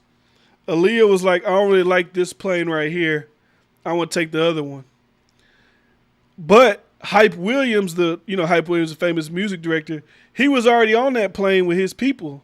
So just imagine if like they would have swapped planes that day. Aaliyah, I want to wish death, but like Hype Williams would be dead because his plane would have crashed. And Aaliyah, it's just like little things that go on in life. Yeah, or Hype Williams could have had less fucking shit and he could have survived too. Yeah. I don't know how to play. It was too heavy or something? I believe that their equipment was the reason. That's what they blamed it on. I believe the plane was too heavy, and that's why. Because it fell out the air not too long after it had took off, if I'm not mistaken. But yeah, they carry all the equipment and stuff. So you need a jumbo jet like Drake if you're gonna be carrying the type of tour stuff that they carry around. Because she was one of them acts that had a lot of shit. You already know. She was one of them ones back in the day. It's just crazy how little small decisions in life and just I don't know, that shit crazy. That's why I want my favorite book in series. So many variables. One of my favorite book series of unfortunate events. It was a good childhood book, but it kind of teaches you some of those lessons where it says some shit could just be unfortunate. Yeah. And you could never. You wake up, bro, and you have no idea what's going to come across your plate. You have no idea. Like, it's crazy sometimes whether it may be money, your friend may come and pull up. I was just talking to somebody at work. He was like, nigga, a girl just randomly, like, seen me on the street, was like, hey, what's up? Well, he was walking from the store or something. What's up? End up chilling with her the whole night. End up smashing. It's like, bro, I had no fucking idea that was going to happen. Like, life just happens, bro. And you just constantly kind of react. Just pick them up off the street. That's what she was picking nigga up off the street. How often do you do shit like this? Am I just that nigga, or like this is a current thing? He the little hoe. He like little. She put up hold hands and shit. He was like you do this on the first date with niggas. Hold like hands. She was like really being intimate with the nigga and shit. Like she broke down after having a good conversation with the nigga and shit. He was like, damn, you just crowned the first time, nigga. Nah, that's a red flag. You gotta go, big dog. You gotta go. She got too much bag and something up with her. You gotta go on that one. I gotta go. He said the same thing. Bro, he said the same thing. But my point is, picked you up off the street. I gotta go off the street. She a people broke down in conversation, trying to hold hands. Wow. It's a lot of. If you're not nervous, I don't know. He said it. He nervous. He said it. He said like, "Hey man, you making me nervous." Cause that shit don't even make no sense. Like, what are you doing? She sounds great. We just met each other. Why is you going to this level? My point is, life hits you fast, bro, and you constantly just reacting and planning. You better make a decision, nigga. I'm getting the hell out of here. Not talking to her no more. Cause that sound like bad news. I ain't gonna lie to you. Bad news bears. It'd be funny if Bryce jump out. Oh, now they've been dating for a minute. Yeah, everything seems fine. He happy. She come up to the job. Shit. I met her. We had a couple drinks at the bar. She be bringing the nigga shit, candies and shit. She might be the one. She might just be the one. That's what he was saying. He was like, cause I ain't say his name, but he recently got out, the doing time. And he was like, I mean, she ain't just like look at me and start judging me. He was like, so should I just do that to her? Like, I don't know. Like, life is weird. I don't know if that's like, so it was a few perspectives he had. He just was trying to figure it out. It was like, you got a point. It was like, you got a point. But shit, trust your antennas. Shit, life ain't a fairy tale. Life ain't a fucking fairy tale. if life was perfect or a fairy tale, then yeah, maybe go and run away into the sunset. But usually you're running into a burning building. But go ahead. Yeah, but I was just saying, like, that's why I say it all the time. I don't really put myself in certain positions to like for shit to happen to me. Like I don't. And not even saying that these things will happen when I go to these places. Just like I say, if I see motherfuckers sitting outside a gas station, I'm not going to that gas station. I'm not saying they're going to do something to me, but I see too many stories where something happen to somebody. I keep seeing that shit all over social media. I be seeing people, they just pull up to the pump, motherfucker pull up, and they just like, oh, what the hell going on? I don't do it. That's why I fill up my gas tank. Nigga, you live in Humble. Nigga, I don't give a damn. One time I was leaving, where was I leaving? I was leaving work downtown. I was driving. I was like, damn, I need some gas. I pulled into a spot. I seen a group of motherfuckers walk to the gas station. I'm like, damn, I'm on E. Because they was stopping and like talking to each. I was like, fuck. If I get stopped on the freeway, fuck it. I'll call AAA, whatever. I don't give a damn. Different. You ain't never been beat up or jumped in your damn life. And look what you see why? Because I get the hell up out of there. Maybe that's why I've been jumped. Maybe that's why I've been jumped. Look, I got a lack of awareness. Nigga think they Superman. Man, they ain't gonna come over here. All right, you the first nigga they coming to see. Different shit 3 steps ahead. Back when the day I was a dweeb. I ain't see shit coming. Ran right into some ass whoopings. Okay, he's standing at that corner. He over there. One dude behind the pump. I'm out of here. I ain't sitting up at this damn gas station. Get me somewhere far away from here. But even like the thought of me going to like clubs and shit like that, I'd be like, even it might be like a small percentage of times that places get shot up and shit like that. I'd just be like, I don't even want to be that goddamn percentage. Like I was talking to Carl the other day, I was like, bro, if I ever became successful, like, you know, you just got that. You become successful. You got hella money. I go to the strip club. Just, you gotta do the thing. Like, fuck, I'm throwing money. I'm successful. But then I'll be like, but what if as soon as I leave, niggas try to backdoor me? They start following me. I start thinking about every situation. I just met Emerald Gamers in Reaction. I just made a video. Well, I just made a commentary on that. Nigga, if you got nice shit, keep your shit in nice places. If I got money, I'm staying where niggas with money got. If I'm going to a strip club, it better be where all the other rich niggas go to strip clubs. Yeah. I'm going to exclusive places, nigga, invite, nigga, you gotta be on a list type shit. Maybe like a private, like if it's a strip club, maybe it's like, cause I be seeing the strip, they be like little private events, like no phones, cause you get the big ballers, rent out the, like maybe some shit like that, but not just like, hey, every motherfucker in Houston, hell no, because yeah, you might be in a section with other dudes that throwing money that got money, but the motherfuckers out there that's just watching, hungry. They looking for a mother. Okay, him. Oh, hey, that's the dude who rode up outside in the Bentley. Hell no. Nipsey is a perfect example of that. I know he was a beautiful spirit and he had great intentions in the hood, a little too much. You see what happened. Who else was in the hood a little too much? NBA YoungBoy get shot at. Niggas, Lil Snoop. It's plenty of niggas. Well, Lil Snoop shit, his shit was a little different, but yeah, he was at home. Yeah, you in a different plane now. He hadn't fully made it out yet. But I would say it's different just because he was like playing video games with a nigga he knew. Like we at the crib playing video game. Why you shoot? God damn. You gotta distance yourself. That's what Boosie said. That's all I'm saying. Boosie, Louisiana like a motherfucker, but you know where he live? In Atlanta. He don't live in Louisiana. He live in Atlanta. He should have been on Meek Mill hip. I don't give a damn. He was staying in a hotel. He shouldn't even went back to Jonesburg. Matter of fact, I work with a nigga. He was 16, 17, never been in Houston, moved to Houston because he just could not deal with living in Alabama, a small town in Alabama no more. His family, the best thing for him. Shit. And he had brothers come back and go back. He like, bro, I'm never going back to that city. He literally said that I'm never going back. There's nothing. He was like, I didn't have nowhere to stay when I was out there. No one really was like, I got kicked out. Like, nigga, I came to Houston because, nigga, I ain't had no home there. Why the fuck would I go back? What is there to really go back to? And when I don't give a fuck if it's 10K, because I know that's what Lil Snoop had ended up getting, like, right when he got signed. He got 10K, and then I think he won that because the rap battle or whatever like that. And I think Meek blessed him a little bit more. So he probably had a little more than 15K. Been in the road. I just been on the road. I know it's been tough, but bro, I know he got family and shit. Like, you just see all them tragic things. Just even like a dude like Mo3. Like, if you a rapper and you know you got beef in Dallas, I know you want to be. Everybody want to stay in their ground. Everybody be like, nah, fuck that. I'm from Dallas. But it's like, you know, you got enemies. Like, your enemies probably can't travel like you can.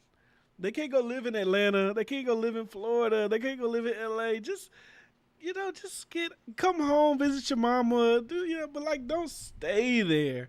Most of niggas ain't got gas to get to the suburbs in the city. Like, nigga, just don't go back to Dallas is a big city. You can relocate. You can get into some suburbs where niggas ain't getting to. Yeah, they don't even know. They never even heard of them suburbs. Shit, I don't even know shit about Dallas, but same as shit.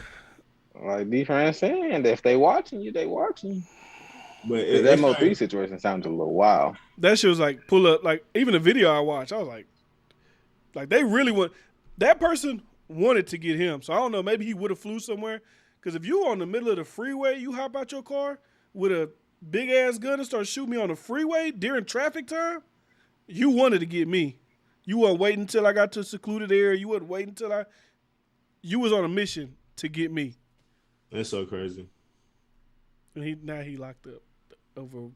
I don't know what happened. I don't know. They ended up catching the dude? Yeah, they caught him. Shit, they caught him? The motherfucker shoot people on the freeway. License plates all out. They gray Camaro. Da da da. I never knew he got caught. No, they caught him. I know they caught him. Yeah, they caught him. Good. It was a couple months ago. I said, Good. Get him off the street. Just like the video I made about the milk carton shit. It was just random. They doing a crate challenge. Somebody drove by. They started shooting. They killed a teenage girl, and they killed somebody else. I don't know who the target was, but like I said, nigga, what? I don't want nobody. I don't want nobody on the street that don't give a damn about any. Like, if you got a target, you got a target. Killing people's evil, but hey, some people do that, whatever.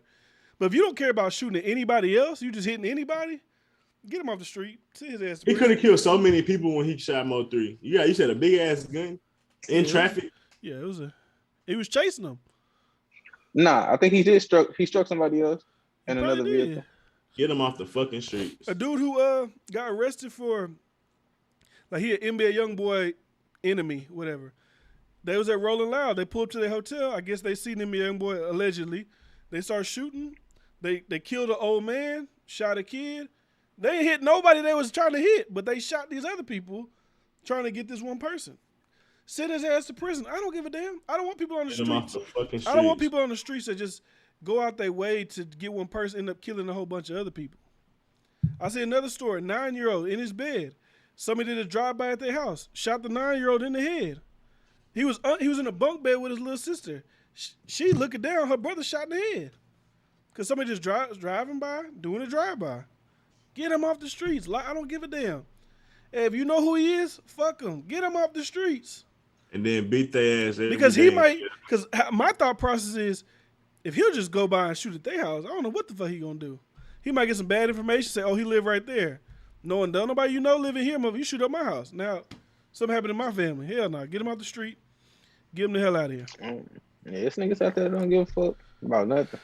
That's why I'm gonna stay my ass in the country off a back road. Man, I can't wait to get some bread so I go get some land and get the. Oh my God, that's gonna be like heaven on earth. When I could go do that and buy some land, I'll be talking about get some chickens, get some cow. Like, get you a nice ranch. Just go live that country living lifestyle where you ain't got to deal with. Like I said, y'all know my dream. My dream is to go buy a bunch of acres in fucking Wyoming, Montana, wherever the hell, somewhere up there, and just give me some internet. I can do this shit just like how we doing it right now. Give me some internet and let me live my life. I don't give a fuck. That's the pandemic that taught me. Like, all this going out, going here, going there, seeing these people, just let me go to Montana. Social distance. In the woods. Not even in the woods. In the mountains. Just let me go live my life. There you go. We visit each other different holidays. Just let me go do that. I'll come down for Christmas and shit like that, but the other 300, however many days, I'm back in Montana. I'm back in Wyoming. I'm coming out there for a week, nigga. Fuck all that. Yeah, you gonna stay at the hotel. No, fuck You it. better have a guest house, nigga. You're a rich ass in Wyoming. But yeah, Bitch, that's if you like- got some land in Wyoming, nigga, Yeah, he said he gonna set you up at the I'm gonna set you up at the barn. hotel Shit. down the street. you a whack ass nigga. You ain't got no guest house in your vision, nigga. Got a little. You ain't got no guest house on your vision board. No, nigga? I wasn't planning on having no guests. Oh, that's crazy. Crazy. Trying to get away from the guests. God Nigga, I'm gonna have like a 5-bedroom guest house. Oh shit! All right, we coming I'm through. trying- That's what I'm saying. I'm trying to niggas can pull up. Yeah, fuck it. What's up? Pull up. We here. Yeah, they're gonna be posted. Then you gonna be niggas gonna be living there forever. We gonna be right there with You you. We gonna. What's that shit called? Yes, We gonna be squatting. yes, not We stay. gonna be squatting. We squatters now. We here. This our shit. I mean, if you need it, I ain't Dr. Dre. Hey, I ain't gonna Dr. Dre you, homie. it's gonna be when you get here. Don't go to the front door. Just come around to the back. Yeah. That's how it be. Dog clean, goddamn. That's how it's gonna be. They gonna backdoor your ass. You gonna be. The fuck is y'all still doing here? Hey, we live here now. But you said we come up here, visit, chill. Just don't come in my Been house. for months. Yeah. Keep But this no. shit in the guest house. Ooh, it's hot to the motherfucker in here. I don't know if maybe y'all got some more questions and shit like that. I ain't really got nothing else. Let me check my iPad. I think that was good. Got a bit of emotions out there. You know, I think it was a pretty good. Oh, this is like a little thing that I seen. It ain't really too much to talk about, but like, y'all heard about the shit going on in Afghanistan, right? Yeah, Taliban, all that bullshit. There's a rich guy. Yeah. He used to run the Blackwater, like private military thing. That shit sounds such like a game. Mm-hmm. The Blackwater. he charging refugees $6,500 a seat to be able to get out of this place. Oh, that's kind of fucked up. That's still. These refugees, You 60. got it. You can go. I mean, yeah, goddamn. But if you gonna do it, like just do it. Like I said, if I was rich, I'd be a different kind of rich. If I had the money to actually bring a plane to this place, I'm Iron Man in this bitch. yeah, I'm helping. Hey, fuck it, we getting everybody about that. Now I don't know if this is true because he's a Republican, right? He's brother of what's her name, Betsy DeVos, who used to be the Secretary of Education. Everybody's like, he's charging $6,500, but Hillary Clinton is chartering planes in and out of there for free. I know people's probably conspiracy theories start flying. Where's she taking them planes to? Where they going? Because a lot of people are saying, now this ain't got nothing to do with Hillary. I'm just saying, I don't know. Don't. I ain't saying Hillary doing this, but they are worried about a lot of child trafficking while getting refugees out of Kabul. I see like how easy it is for people to be brainwashed. There was like, look how bad it must be for a woman to give up her daughter or her child just to them. Like, bro, they do that because they got a fucked up. They think America just this grand place that where you could just drop your kid off and they'll be okay. No, They trafficking. no, that kid may not ever get to America. That Like, kid, at all. That kid in Asia right now. Like I seen that shit and I was like, bro, I couldn't imagine doing that shit. You just handing your child to a baby. I mean your baby to a soldier. Now I get the bombs and all that shit. Taliban coming. The Taliban at your front door. It's like you with a I mean, kid. shit.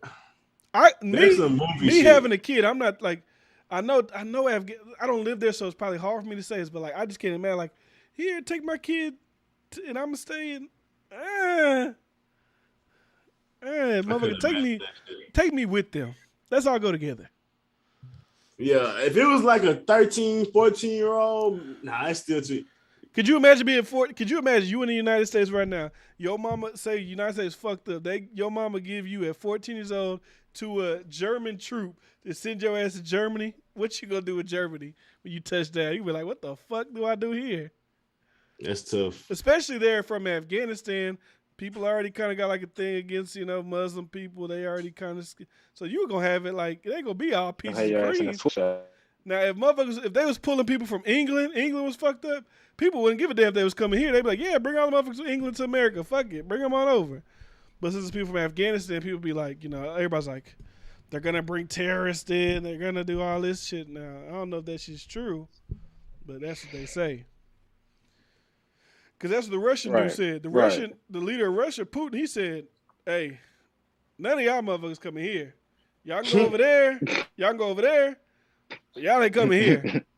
Because his point was, to him, it's not worth even like one militant person getting through just to save 1,000 or some shit like that. You know what I'm saying? Like, yeah, 998 people is good, but we got two extremists. What militia gonna do in Russia? Put a shoe bomb. Start a rebellion. I guess. He's just talking about like extremists, like, oh, maybe he'll put a shoe bomb on and come to the Capitol. I'm sure there's plenty enough extremists in Russia already, and they're doing just fine. No, Russia don't fuck around. They don't fuck around. Bro, when you think about places to go visit, I don't ever put Russia on the list where I want to visit. Russia or China. I'm sure it's a beautiful place, but I do not have a place on no list to go visit. Niggas too strict for me. North Korea. Too strict. Well, you can't even nobody can get to North Korea. I've seen some niggas go. Yeah, be like in Germany. Yeah, all right. Play with the motherfuckers if you want to. I definitely ain't going to try to get to North Korea. You might never get seen again. Shit. But China, too, is like you might do something that you don't know is illegal. It's like, fuck, I didn't know that was illegal. And they got you in a camp with the Uyghurs for 50 years. Hell no, I ain't doing that. You want to talk about fear? As a black man, I don't have too many destinations. I be seeing places that look amazing. Romania. Venezuela got some Africans. But I be seeing some places in Greece and some places in Italy. I know it ain't a black person. And sight, I'm scared to go there. I'm terrified. I seen like some type of different cruise. I'm like, this look like nothing but 50-year-old white people go on, but they look like amazing fucking places. Yep. I'm terrified to go. I'm not about to be the only black American that y'all probably seen forever. Nah, that shit's scary. That's some Truman. It feel like the Truman Show. If I ain't got no black people around or Hispanics or minorities, I'm not going. You never been to an all-white school? I've been to a predominantly white school, but not all white. No. Oh, I was about to say shit. You know what I'm saying? But that's different. You still go home. I'm talking about you going out to eat in these restaurants. They looking at you. Like, they might think you a celebrity. It was all white. I know if I they gonna think you a rapper or something. Every day. Man, that shit too Truman Show Philly to me. That shit just feel weird. I don't know if it's like too many scary movies about Americans going overseas and I don't watch, but my head a little fucked up over that one. I guess it's just like getting on the plane. I instantly start thinking about shit from 9/11. Yeah. And the same for overseas. I instantly start thinking of shit that's just negative. These people may be the nicest fucking people ever, but I feel like that's how I think about too. That's how I think about like going to travel with kids. I'd be like, because they looking for kids to traffic. They can't wait. Especially young kids. They like, fuck, if they like 6 years old, we could traffic them for the next 20 years. Shit, we gonna some places, bro, they really aggressive with that shit. Some places they really aggressive. Y'all seen Taken? And I'm gonna be just like that motherfucker. I tell you there, I'm gonna be just like him. That's why. What to do? Fuck that. I'm gonna be just like him. I'm about to call it. Hey, I'm about to start. It's gonna be so lost. You're gonna be walking in circles. Nah, fuck that. We taking everybody out. Y'all hear that? Ass gonna be at the hotel desk. Y'all didn't see that? Nah, I demand answers. Nah, fuck that hotel desk. I'm gonna be out there. I'm gonna find somebody to figure something out for me. You can't tell.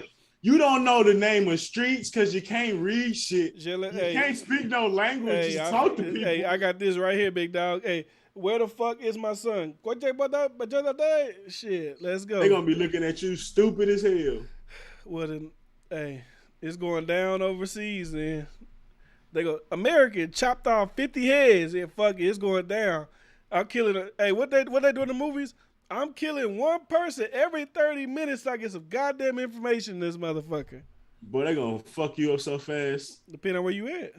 If I'm in China, you ain't coming back. You ain't coming back to America. Hey, your child is lost. Hey, at least I know I tried everything I could do. That's all you can ask. And you on trial for execution. Hey, as long as I know in my heart I did everything I could, I'm gonna have to live with that. Man, that's some terrifying shit. To lose some shit in another country. Fuck in another country, shit in this country. But at least you can communicate with people. True. Nigga, you don't know shit about shit. Man, out I don't here. know how I got on the missing. I was retweeting that shit on Twitter. Missing child Twitter, like the National Center for Exploited and whatever.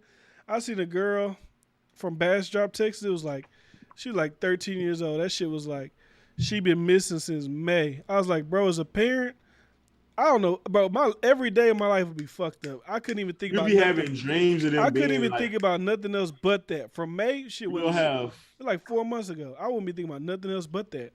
You'll have dreams of them walking in the door, walking up to you in the bed. You'll have so many fucked up dreams, bro. Like just you seeing them, bro. Like then when you'll be at the store, you'll be like, bro, you'll be fucked up, bro. In the head. Every little kid you see, they even resemble their stature. You looking and shit, like, you'll be so damn. Like I couldn't imagine that shit, bro. Yeah, that sound rough.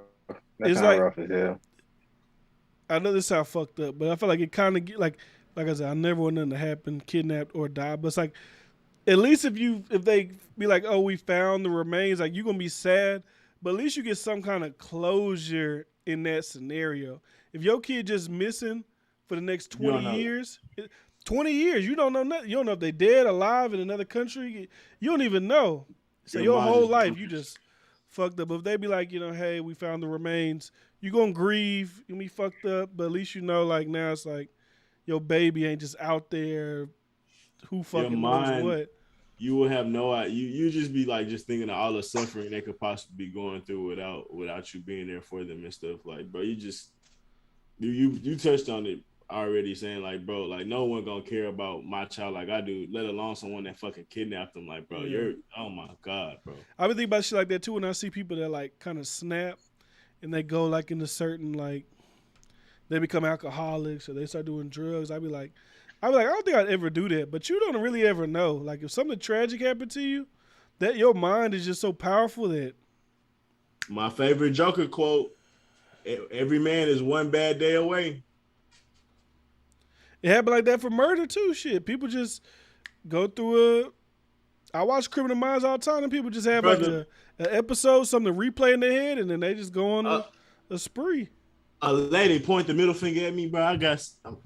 Bitch, like you little shit, like you don't know what's gonna make you snap one day. Like, bitch, I ain't do nothing, bitch. Like I kind of got mad, like. And you don't know, she might snap on your ass. Young man, 27 years old, drags a lady across the street. People say she pointed the middle finger due to a traffic violation. No one knows why that man reacted like that. Nigga, I just got Alfredo sauce threw at me, and then this bitch pointed a middle finger at me at work when I get off. Hey, it could be a series of unfortunate events, bro, that really get you going.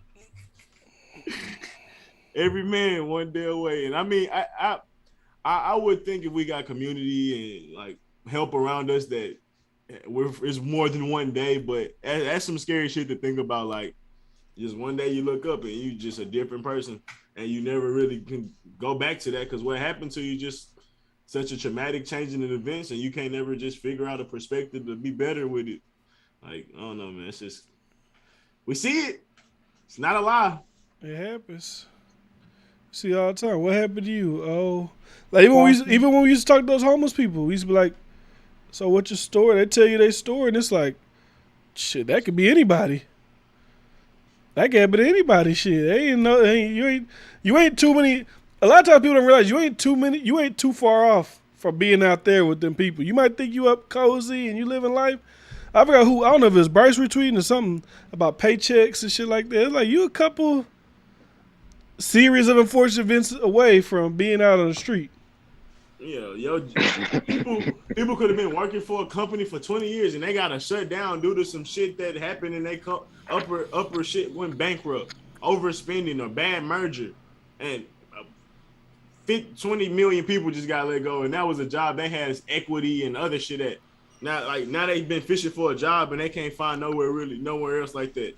Like they don't want to get paid. They don't want to pay them because they got so much experience and shit like that. Like it's many different things. Or you got such a lifestyle that was so you was getting a good job, your lifestyle was so high, like you end up on the streets quick. Like I met and it's serving.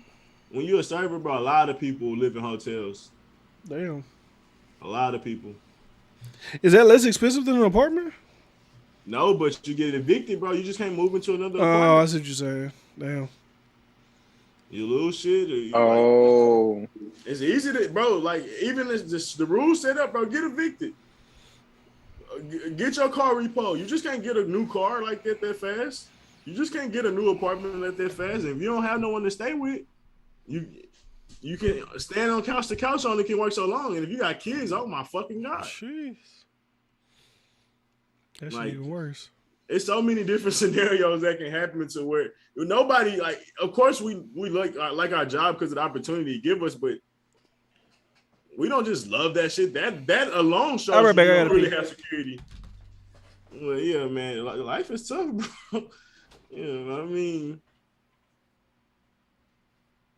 Oh yeah. Our life could end at any moment. It could be. But I would say the reverse, and I probably should say this for different comeback. I just repeat it. I would say the reverse can happen too, though. Every man is one day away from turning a new leaf, becoming great, and hitting that version of the lotto. So it goes both ways. So I think that kind of balance out the fear that you may have. But with different back quick than the bitch, god damn, Speed Racer. How long it take to pee? Did you wiggle? Did you shake? Yeah, pee and go. Get it out, get it and get out. That was fucking quick, nigga. But now I said the one thing I will say is every man is also one day away from turning the leaf or hitting their version of the lotto or is just being more successful than they ever could imagine. So it kind of go both ways. Yeah, it's two ways looking at it. That's why I fuck with America, man. You know, some places you can't really. Some places, if you down on your luck, you down on your luck. Some places you could go from make it $20,000. Come up overnight. You come $20,000 this year, and next year you might be making 80 or 100. You never. Hey, some places you stuck. Homeless. Then I had an apartment with no car. COVID happened. Got a car. Got an apartment by myself. Got a good paying job, making more than I've ever really made. Like, nigga, that shit happened less than a year, but nigga playing with stocks and shit like that, nigga can look up one day and have a few K in the bank. Like, that ain't, it can happen it happened quick, bro. Yeah. It happens quick, bro. Yep. But that's all I got, man. Y'all got anything else? Nah, gotta be up early. All right, man, that's all we got. Yeah. I might close out fast. Yes, make sure y'all subscribe, SoundCloud, Spotify, iTunes, Absolute Sure Podcast. You also watch the YouTube full video if you want to watch that as well. Really appreciate you guys for listening. Appreciate you guys for watching. You can follow me at DFriend Senior. I need to change that because it's not even a junior senior thing. But DFriend, DIFRANSR on Instagram and shit like that.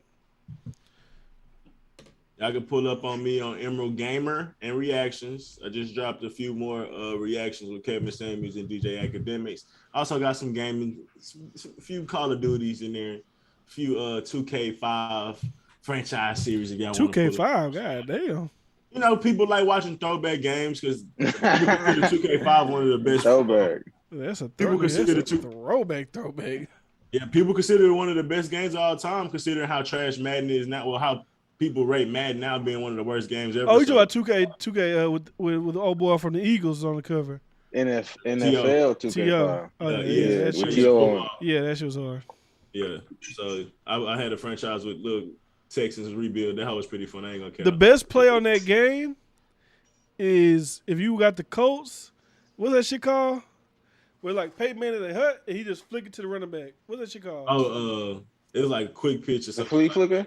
But he like the running back is running in front of him. Pass. He just I know exactly what play. I scored with that shit before too on the goal line. I know exactly what play. He just say hut. He dropped back a little bit. He just pass. forward flick it to the running back and the receiver go in motion and he be right behind the center when he catch it and go. Yeah, I know exactly what play you talking about. That shit hilarious. I'm gone. This nigga still. When last time he played that game? I ain't played that shit in so long, but that people that use that shit on me so long. Bro, memories, bro. The shit that you be having tucked away, bro. How the fuck you remember that shit? That shit, because it's traumatic. It's traumatic. People used to do that shit. I used to get your ass with that. Bro, where can they follow you at, brother? Oh shit. I forgot we was closing out for a second. You can find me on Instagram or Twitter, all that Jiggy Black Hippie, one word. Jiggy Black Hippie. My bad, I'm talking shit to a Tory Lanez fan. That nigga NFTs ain't shit. This guy. Yeah. He said there was 1 million copies sold. Some folks bought hundreds. You sound like you don't like Tory from the start. Shut up, bitch. Anyway, I bought 6 price rolls from $1. We're currently at $10, and that's just with 48 hours. So I believe we will rise. And yes, apparently they will sell for 50,000. Shut your goddamn mouth. You say so? You telling me you already see one sell for 50? Then why are you selling your shit for 10? If you see they buying them for 50, why you sell your shit for 10? Well, why yours so different than theirs? It's the same album. Why you selling for 10 if they selling for 50?